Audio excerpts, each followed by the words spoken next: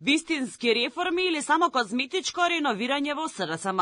По изборниот дебакл и историскиот минимум од освоени гласови, ветените реформи се уште не стигнаа. Најавите беа гласни, но промените речиси невидливи.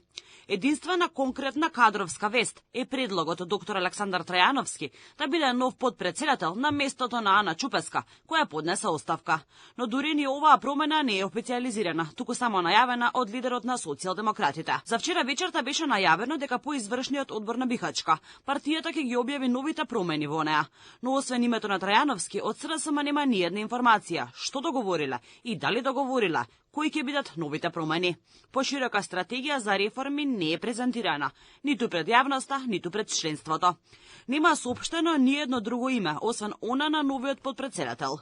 И во јавноста се погласно се поставува прашањето, дали реконструирањето на СРСМ ќе се сведе само на едно до две нови имиња. Во контекст на овие кадровски турбуленции, поранешниот член на СРСМ и актуелен политички аналитичар Иван Атанасовски вели дека партијата мора да влезе во сериозна фаза на реструктурирање. Во принцип, она што е неопходно да го направи Социјалдемократскиот сојуз на Македонија како политичка партија, после два последователни порази, да влезе во процес на реорганизирање, реформирање на партијата. Особено тука мислам на тој човечки потенцијал, кадровски потенцијал, каде што веројатно лидерот на партија треба да се процени после овие избори кој од играчите не му функционира, каде треба да се промени. Но промени јавноста не гледа, а ниту пак членството и симпатизерите на СРСМ. Единствено што видовме беа неколку оставки на функционери. Тоа да бидеме реални е обврска на партијата внатре.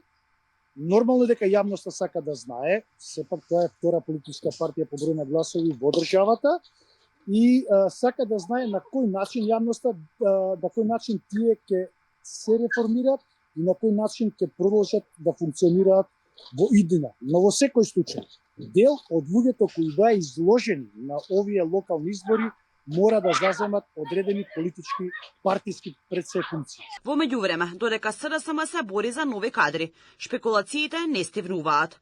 Она што само Трајановски е ново име за раководна позиција во СРСМ, се чини како социјалдемократите да имаат проблем да најдат луѓе кои сакаат да бидат во врвот на партијата, неверојатно плашејќи се од нивен краток политички рок на траење. Во политичките кулуари кружи информацијата дека поранешниот градоначелник и познат доктор, најверојатно Андреј Петров, добил понуда за нова функција во партијата, но тој за Алфа не даде коментар, а пак Филипче ја демантира информацијата. Сепак, ниту потврдата, ниту пак демантот не го смируваат членството, која бара многу повеќе од символични промени во врвот на СРСМ. Формално Филипче тврди дека има единство, но реалноста говори поинаку.